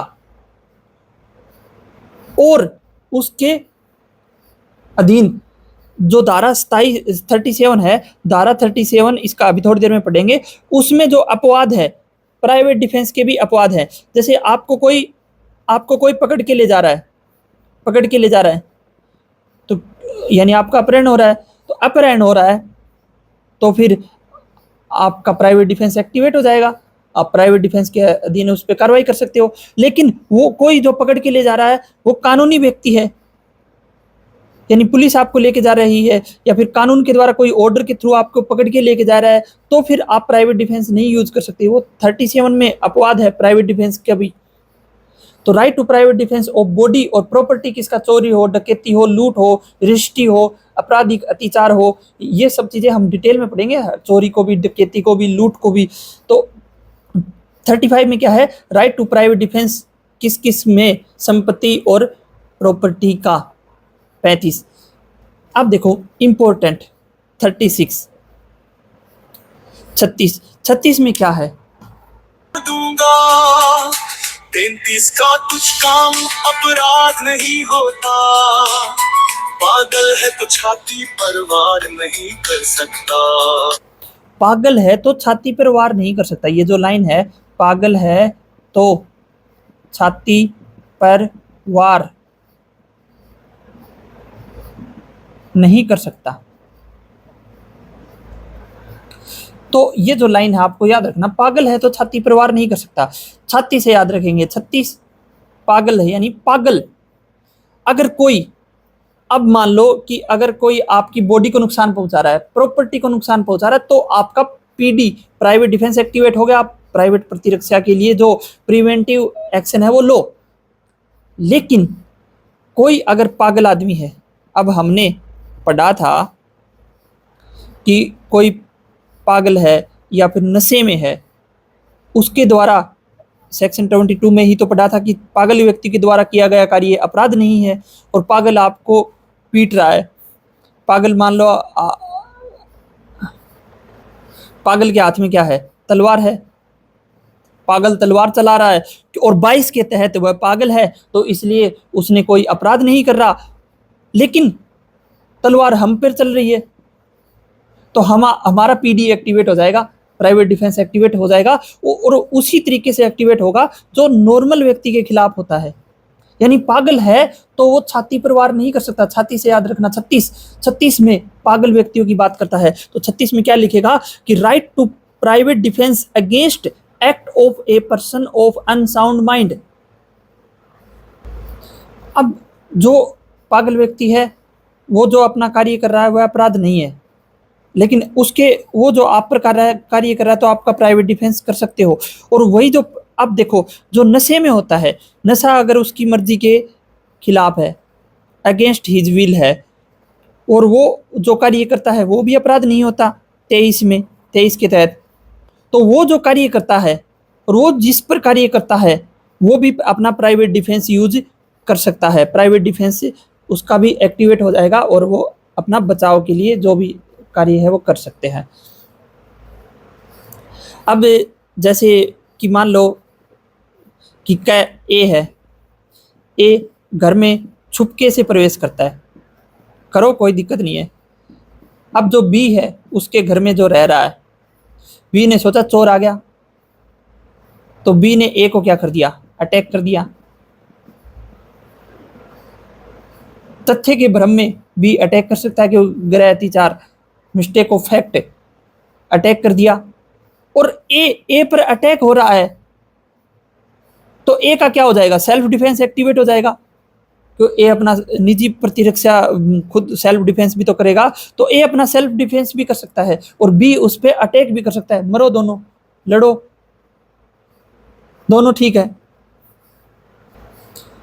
अब बी गलत नहीं है क्योंकि उसको तथ्य का भ्रम हो चुका है कि उसके छुपके से कोई चोर आ गया है। ए को इस बात का पता नहीं है, या फिर पता हो, क्योंकि वो उसको सेल्फ डिफेंस करना जरूरी है। तो इसलिए right to private defence act of unsoundness mind हो, या फिर नशे में हो, या फिर कोई ऐसा हो जिसको जो ऐसा कार्य जो बच्चा है, बच्चा जिस जो 7 साल तक का बच्चा है तो उसको भी रोकने के लिए आप, या 12 साल तक का बच्चा है उसको भी रोकने के लिए, उसके द्वारा किए गए कार्य को रोकने के लिए सेल्फ डिफेंस आप कर सकते हो। अब बच्चे के हाथ में पिस्टल है, उसको पत्थर मारो ताकि वो पिस्टल गिरा के आपकी जान बच सके, तो आपका जो कार्य अपराध नहीं है और वो कार्य आपके ऊपर हो रहे हैं तो आप सेल्फ डिफेंस करो। 37 में आपको बताएगा कि प्राइवेट प्रतिरक्षा का कोई अधिकार नहीं होता, किस समय नहीं होता। कुछ काम ऐसे भी है जिसमें प्राइवेट रक्षा का अधिकार आपकी सहायता नहीं कर सकता। जो कुछ काम ऐसे हैं जिसमें प्राइवेट रक्षा का अधिकार आपकी सहायता नहीं कर सकता, आपका प्राइवेट डिफेंस करने का राइट ही नहीं बनता। किसमें, 37 में, क्योंकि पीडी आपकी सहायता नहीं कर सकता। तो पीडी आपकी सहायता किसमें नहीं कर सकता, आप देखिए, act against where there is no right of private defence, ऐसे कार्य जिनके विरुद्ध प्राइवेट प्रतिरक्षा का अधिकार नहीं होता। जैसे पब्लिक सर्वेंट अपनी ड्यूटी करके आपको पकड़ रहे हैं तो उसमें आप प्राइवेट डिफेंस नहीं कर सकते। अधिकारियों से मदद मांगने का समय, जब आपको ऑफिसर्स की अगर कानून की हेल्प करने, कानून से मदद लेने के लिए समय है तो आप प्राइवेट डिफेंस नहीं कर सकते। और कोई ऐसी घटना हो रही है जिसमें कोई मृत्यु का कोई भय नहीं, कोई घोर उपहति नहीं हो रही, कोई ग्रीवियस हर्ट नहीं हो रहा, तो उस टाइम भी आप प्राइवेट डिफेंस नहीं कर सकते, आपको कानून के पास जाना पड़ेगा।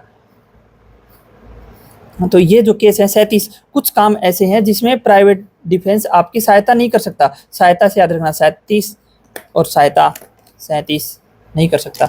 38 से याद रखोगे, अड़े, जो अड़े उसको मार दो। यही काम 3 के बाद करना है, गाने में भी यही है, जो अड़े उसको मार दो।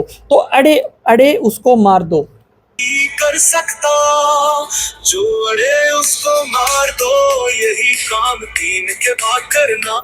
जो अड़े उसको मार दो, अड़े से याद रखना 38, मार दो को मतलब आप मार सकते हो, हाँ बिल्कुल मार सकते हो। किसमें, प्राइवेट डिफेंस में। और आप किसी की मृत्यु कब कर सकते हो, जब आपकी मृत्यु की आशंका हो कि ऐसा काम हो कि वो आपकी मृत्यु और आप पे गोलियां चल रही हो, तो आप उसको मार सकते हो। ग्रीवियस हर्ट, गंभीर चोट पहुंचा रहे हैं, तो आप उसको मार सकते हो। अगर आपका रेप होने की आशंका है तो आप उसे जान से मार सकते हो। अननेचुरल लस्ट, प्रकृति विरुद्ध काम तृष्णा से कोई सामने से एक्ट कर रहा है, आप उसे मार सकते हो। किडनैपिंग, अबडक्टिंग, अपहरण व्यपहरण कर रहा है तो उसे मार सकते हो। रोंगफुली कन्फाइनिंग, सदोष परिरोध, यानी आपको किसी ने कैद कर दिया किसी बंद जगह पे जहां से आप कहीं जा नहीं सकते, तो आप उसकी हत्या कारित कर सकते हो। और अगर मान लो आप पर कोई ऐसा अटैक, अमल एसिड अटैक हो रहा है, तो आप उसे मार सकते हो। यानी इन 7 केस में आप किसी की जान ले सकते हो और आपको प्राइवेट डिफेंस के तहत फायदा मिल जाएगा, लेकिन इन 7 के अलावा नहीं। तो मृत्यु के बदले मृत्यु, गंभीर चोट के बदले मृत्यु, रेप के बदले मृत्यु, अननेचुरल लस्ट के बदले मृत्यु, किडनैपिंग अबडक्टिंग के बदले मृत्यु, और रोंगफुली कन्फाइनमेंट, कैद कर देगा तो मृत्यु, और एसिड अटैक करे तो आप मार सकते हो। तो अड़ेगा, ये 7 चीज़ों में जो अड़ेगा उसे मार दो, जो अड़े उसको मार दो। और यही काम 3 के बाद करना है। हमने गाने में सुना है कि यही काम 3 के बाद करना है, तो 3 के बाद कैसे करना है ये मैं आपको समझा देता हूँ। सेक्शन 38 में हमने पढ़ा कि जो अड़े उसको मार दो, ठीक है। तो यानी और मृत्यु, और ये जो 40 तक थे वो किससे संबंधित अपराध थे? शरीर से संबंधित अपराध थे, क्योंकि जो भी आपकी जो 7 घटनाएं थी, मृत्यु था या गंभीर चोट था या रेप था या फिर एसिड अटैक था, वो आपके शरीर को नुकसान पहुंचा रहा था। और ये शरीर से संबंधित अपराध के विषय में है, ये संपत्ति से संबंधित अपराध के विषय में 41, 42, 43। जो अड़े उसको मार दो, यही काम 3 के बाद करना है। तो अड़े उसको मार दो और 3 के बाद 41, 42, 43, 38, 39, 40, यानी जो 38 में होगा वही 41 में होगा, जो 39 में होगा वो 42 में होगा, जो 40 में होगा वो 43 में होगा। तो कवि इसमें क्या कह रहा है? आपकी सहायता नहीं कर सकता, जो अड़े उसको मार दो, यही काम 3 के बाद करना है। कुछ पर ताली बजाना है, मानना नहीं है। कुछ पर ताली बजाना है, ताली से याद रखना, उन ताली, मारना नहीं है। प्राइवेट पर अधिकार चलते रहेंगे। जिससे निर्दोष व्यक्ति, अब देखो, प्राइवेट रक्षा के अधिकार चलते रहेंगे, आप इसको लाइन याद रखो तो ठीक है। उन पर ताली बजाना है, मारना नहीं। ताली से उन पर ताली, उन पर ताली क्या हो जाएगा? उन ताली में क्या होगा कि आपको मारना नहीं है और अपना प्राइवेट रक्षा भी करना है। तो जैसे उन 7 के अलावा उन पर ताली बजाना, यानी उसमें मृत्यु नहीं कर सकते।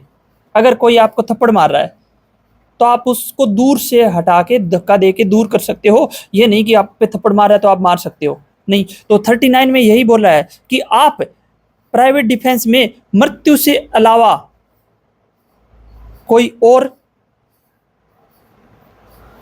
कार्य कर सकते हो, मृत्यु से भिन्न कोई और अपहानि कर सकते हो प्राइवेट रक्षा करते हुए, ठीक है। 40 में क्या है? प्राइवेट डिफेंस के अधिकार चलते रहेंगे। तो 39, 40 का मतलब चलना, तो चलते रहेंगे। कब तक चलते रहेंगे? अब देखो, चलते कब तक रहेंगे? जब ये आशंका वर्ड आएगी इसमें, आशंका, जब यह आशंका बन रही है कि आप पर हमला हो रहा है और वो जो हमलावर भाग गया, यानी आशंका खत्म हो गई। तो जब तक ये आशंका बनी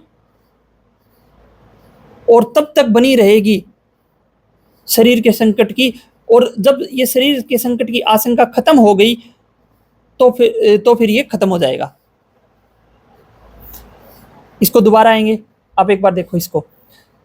जो अड़े उसको मार दो, यही काम 3 के बाद करना है। 41 में भी मार सकते हैं। संपत्ति की रक्षा के लिए किसी की जान ले सकते हैं। 41 में कौन कौन सी संपत्ति कैसे कवर होगी आप लिखेंगे तब पता चलेगा। 42 में यही बोलता है कि आप मृत्यु से अलावा संपत्ति की रक्षा करते समय मृत्यु से भिन्न कोई अन्य अपहानि करोगे। और 43 में यही बात करता है कि संपत्ति के लिए जो आपका प्राइवेट डिफेंस है वो कब तक बना रहेगा। जब तक संपत्ति के चोरी होने की आशंका बनी रहेगी, चोर संपत्ति लेके भाग गया, आपकी गिरफ्त से भाग गया, अब आप कानून के पास जाओ, आपको संपत्ति की रक्षा करने के लिए जो प्राइवेट डिफेंस था वो आपका खत्म हो चुका है, क्योंकि आपकी पहुंच से बाहर निकल चुका है। यानी अगले दिन तक आशंका नहीं रहेगी। जैसे आज आपका फोन किसी ने चोरी कर लिया, अगले दिन आपको मिला किसी के पास, तो आप उससे नहीं छीन सकते। यानी अपना प्राइवेट डिफेंस यूज नहीं कर सकते प्रॉपर्टी की रक्षा के लिए। ठीक है, तो 43 तक पहुंच गए। यहाँ पे हम इनको एक बार लिख लेते हैं। 44 में एक लाइन है कि जब निर्दोष व्यक्ति की जान को खतरा हो तो उस पर 4x4 थार चढ़ा दो, उसको बचाने के लिए। व्यक्ति को खतरा हो तो उसे पर 4x4 थार चढ़ा दो। 4x4 थार को समझने से पहले हम इनको कंप्लीट कर लेते हैं। 38 में जो 7 बातें थी,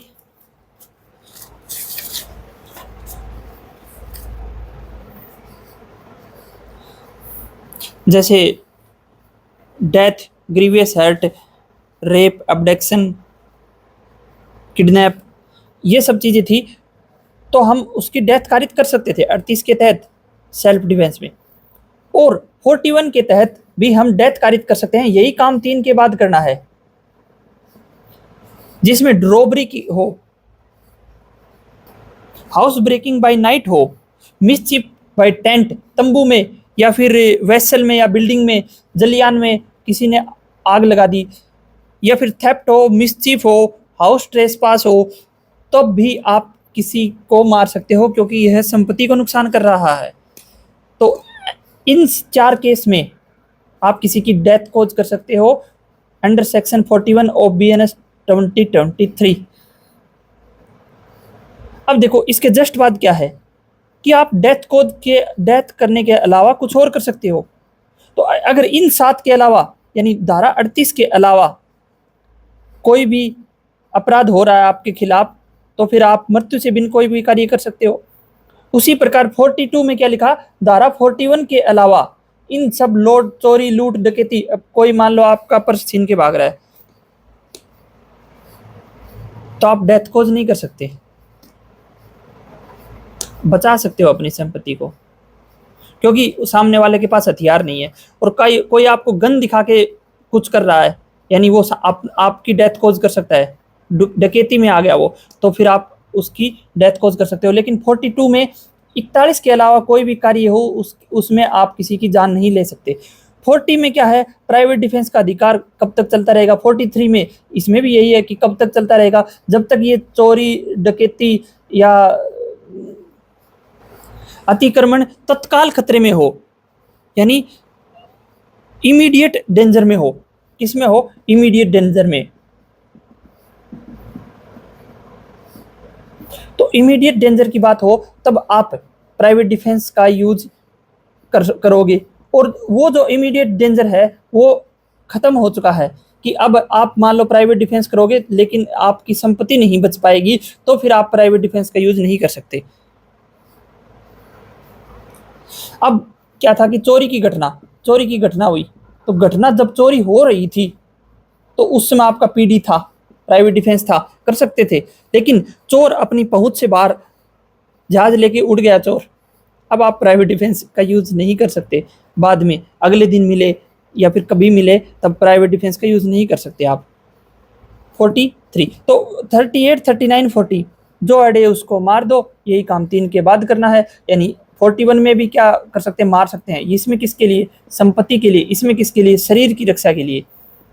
मृत्यु से भिन्न कोई अपानी, इसमें भी मृत्यु से भिन्न कोई अपानी। धारा 41 के अलावा कोई भी अगर बात हुई तो मृत्यु से भिन्न कोई अपहानि करेंगे। 40 में कब तक चलता रहेगा, 43 में कब तक चलता रहेगा। उसके बाद 44, मान लो अगर कोई भीड़ आप पर अटैक करने के लिए आ रही है, तो वो बचाव करता, बचावकर्ता भीड़ पर फायर कर देता है। तो बचावकर्ता ए है। अब ए पर भीड़ अटैक करने वाली है। कोई बचावकर्ता ए भी हो सकता है, बी भी हो सकता है। तो ए मान लो खुद बचाव करता है तो वो भीड़ पर फायर कर सकता है, क्योंकि वो उसको मारने के लिए आ रही है और उस फायर में किसी निर्दोष की जान चली गई तो भी ए ने कोई अपराध नहीं किया। और बी ए को बचाने के लिए भीड़ पर फायर कर देता है और उसमें किसी निर्दोष व्यक्ति की जान चली गई तो बी ने कोई अपराध नहीं किया। कुछ पर ताली बजाना है माना नहीं 39 चलते रहेंगे। रक्षा के अधिकार चलते रहेंगे, जिससे निर्दोष व्यक्ति को खतरा हो तो उसे पर 4x4 थार चढ़ा दो। यानी निर्दोष व्यक्ति की जान को खतरा हो, निर्दोष व्यक्ति की जान को खतरा हो तो 4x4 से याद रखना, 4x4 हमने थार चढ़ा दी, थार चढ़ा दो। तो 4x4 44, तो 4x4 से क्या याद रखोगे, थार हमने किस पे चढ़ा दी, भीड़ पे। किस पे, भीड़ पे। और भीड़ में कौन था, निर्दोष व्यक्ति, और निर्दोष व्यक्ति की जान को खतरा था, फिर भी हमने 4x4 थार चढ़ा दी और फिर भी हम बच गए। क्यों? क्योंकि हम पर जानलेवा हमला हो रहा था। Right to private defence against deadly assault, यानी अगर आप पर जानलेवा हमला हो रहा है और उसको बचाव करोगे, जानलेवा हमले से बचाव करोगे, उसमें किसी इनोसेंट पर्सन, निर्दोष व्यक्ति की जान को खतरा है, यानी एक तो आपकी जानलेवा हमला और ऊपर आपको बचाव करोगे तो निर्दोष व्यक्ति की जान को खतरा हो जाएगा, और निर्दोष व्यक्ति की जान को खतरा है तो वो भी आप खतरा मोल ले सकते हो। बेयर एक्ट की लैंग्वेज में आपको पढ़ के सुनाता हूं कि निर्दोष व्यक्ति की अपहानि की जोखिम के बिना उस अधिकार का प्रयोग नहीं कर सकते, तो वह जोखिम भी उठा लो आप।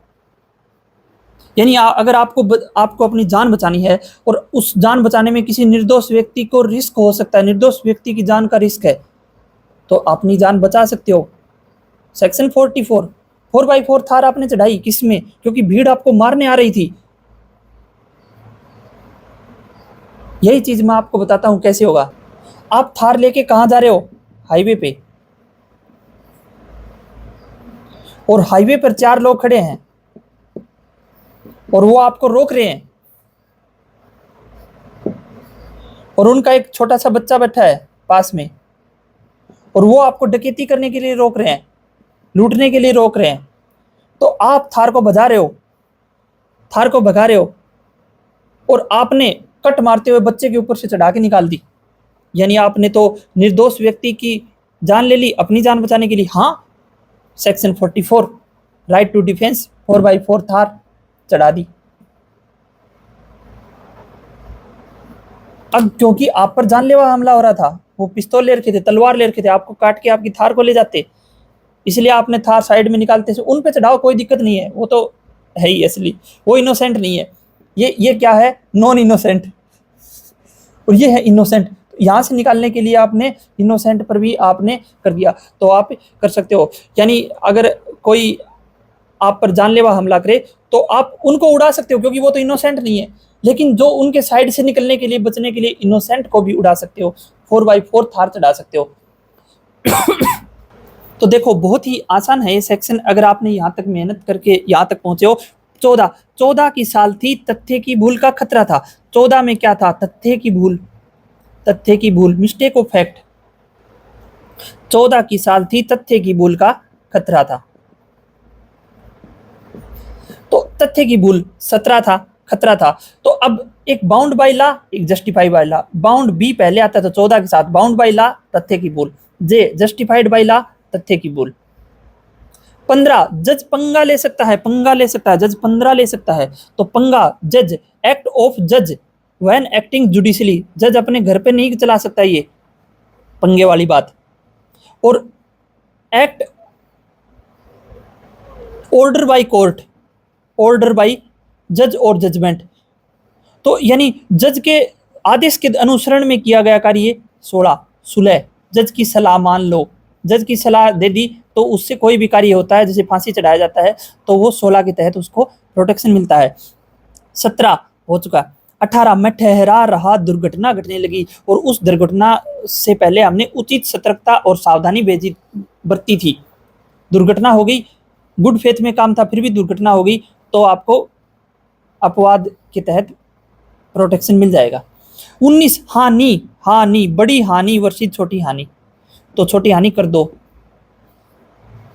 बहुत ज्यादा हानि से बचने के लिए कम हानि को कर सकते हैं। 20 21 7 12 22 सबाब, एक सबाब की कहानी में बावला भी कर सकता अपराध है, तो 7 साल तक के बच्चा, 20 7 से लेकर 12 साल तक के बच्चे के द्वारा किया गया कार्य। 21 बावला विकृत पागल अनसाउंड माइंड, 22 23 और 24 तेया नशा तेई इच्छा के खिलाफ था, नशे में किया गया कार्य, ये नशे में किया गया कार्य, नशे इच्छा के खिलाफ और ये इच्छा के खिलाफ, तो 24 25 26 पर्सनल सहमति, 25 में क्या है, पर्सनल सहमति दी, और सहमति किसकी, कुश्ती लड़ाई करने इंटरटेनमेंट के लिए आपने सहमति दी। और 26 में डॉक्टर को सहमति दी आपने उपचार के लिए, यानी गुड फेथ के लिए, बेनिफिट के लिए सहमति दी। 27 साथी ने सहमति दी। 27 में किसने सहमति, संरक्षक के द्वारा सहमति, किसके संरक्षक हो सकते हैं वो, पागल व्यक्ति के संरक्षक, 12 साल से कम उम्र के बच्चे के संरक्षक के द्वारा दी गई सहमति मानी जाएगी। 28 8 यानी लठ यानी भय या भ्रम के द्वारा दी गई संपत्ति या सहमति किसी पागल व्यक्ति ने दी हो, या फिर बालक किसी 12 वर्ष से कम उम्र के बच्चे ने दी हो, तो वो सहमति नहीं मानी जाएगी। कोई भय लठ दिखा के आपसे कोई साइन करवा ले तो वो बाद में आप चैलेंज कर सकते हो, सहमति नहीं मानी जाएगी। 29 दोनों अपराध हैं, जो सहमति दे और जो सहमति देने के बाद किया गया कार्य वो खुद ही अपराध है, तो उसमें सहमति क्या। जैसे गर्भपात कराना अपराध है तो करना डॉक्टर करेगा वो भी दोषी, गर्भपात करवाने के लिए जो सहमति देगा वो भी दोषी, तो ऐसी सहमति वैलिड नहीं होगी। 30 यानी तिसाया, 30 का मतलब इमरजेंसी में कोई तिसाया मरता हो तो उसे पानी पी लेना चाहिए। इमरजेंसी सिचुएशन में जहां सहमति के बिना किया गया कार्य भी कोई अपराध नहीं होता, क्योंकि वो गुड फेथ में था और उस सहमति लेने के लिए पर्याप्त समय नहीं था। 31 31 को सैलरी नहीं आने की खुशी में हार्ट अटैक से मर गई, यानी सद्भावना पूर्वक गुड फेथ में कम्युनिकेशन किया गया, संचार किया गया सद्भावना पूर्वक, और उसके दौरान उस संचार के कारण कोई अपराध होता है या फिर कोई घटना होती है तो उसमें उसको दोषी नहीं माना जाएगा। 32 32 के 32 दांत तोड़ दूंगा, तुम मेरा काम करो, धमकी दे के कोई भी किया गया कार्य, धमकी से किया गया कार्य अपराध नहीं होता। लोहार से ताला खुलवा लिया था धमकी दे के कई बारी। 33 तुच्छ काम अपराध नहीं होता, 33 का तुच्छ काम। 34 प्राइवेट रक्षा का प्राइवेट डिफेंस। 35 प्राइवेट डिफेंस किसके अगेंस्ट होगा, या फिर बॉडी के अगेंस्ट या फिर प्रॉपर्टी के अगेंस्ट। 36 पागल आदमी के अगेंस्ट,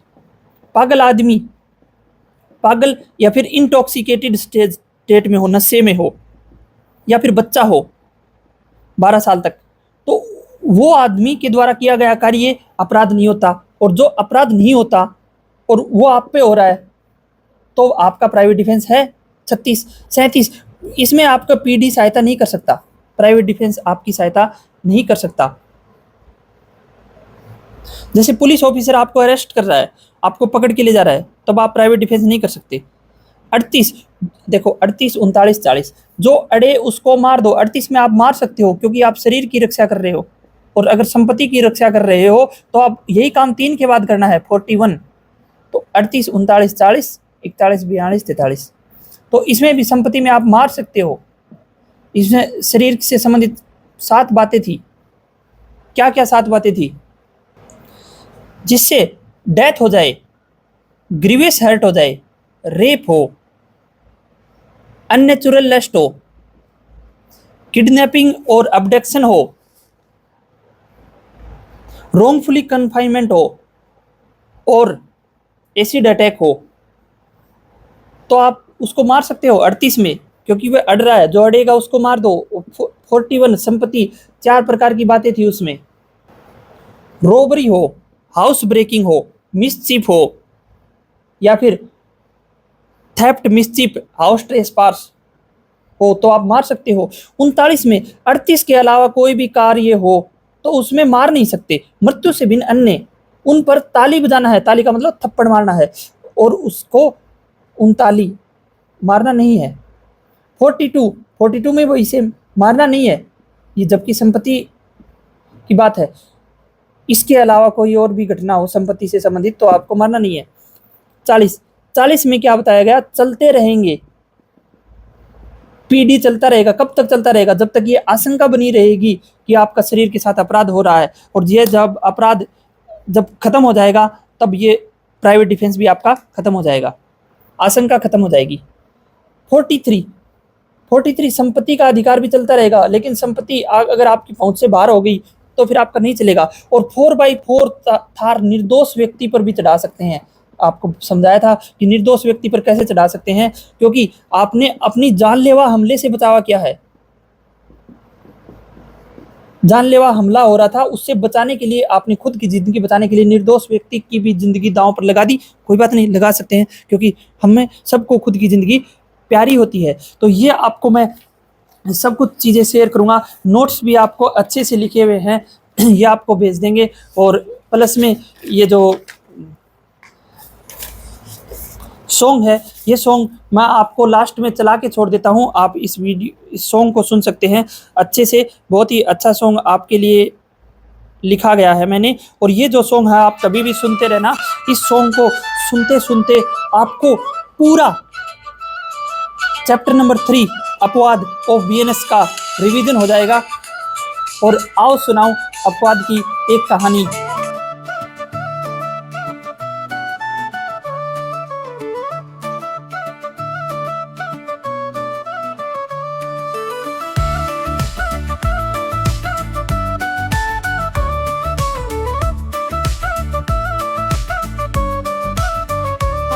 सुनाऊं अपवाद एक कहानी। 14 की साल थी और तथ्यों की भूल का खतरा था।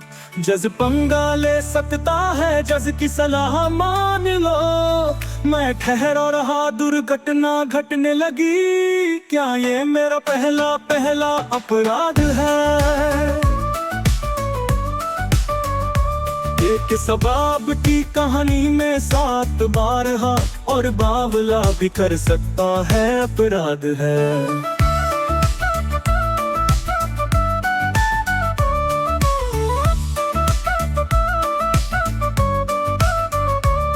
नशा तेरी इच्छा के खिलाफ था, इसलिए बच गया तू, वरना फंस जाता चौबे जी की तरह।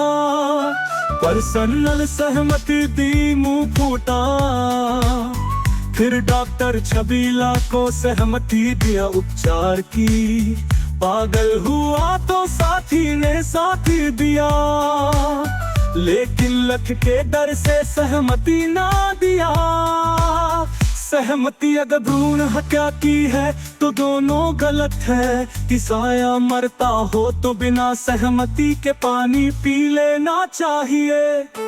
21 को सैलरी नहीं आने की जानकारी मिली तो हार्ट अटैक से मर गए। तुम मेरा काम करो वरना 32 के 32 दांत तोड़ दूंगा। 33 का कुछ काम अपराध नहीं होता। पागल है तो छाती पर वार नहीं कर सकता।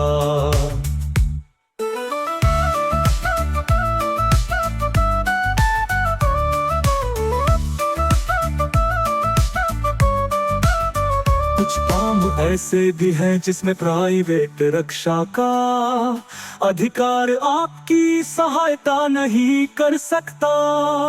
जो अड़े उसको मार दो, यही काम 3 के बाद करना है। कुछ पर ताली बजाना है, माना नहीं है। प्राइवेट रक्षा के अधिकार चलते रहेंगे, जिससे निर्दोष व्यक्ति को खतरा हो तो उसे पर 4x4 थार चढ़ा दो।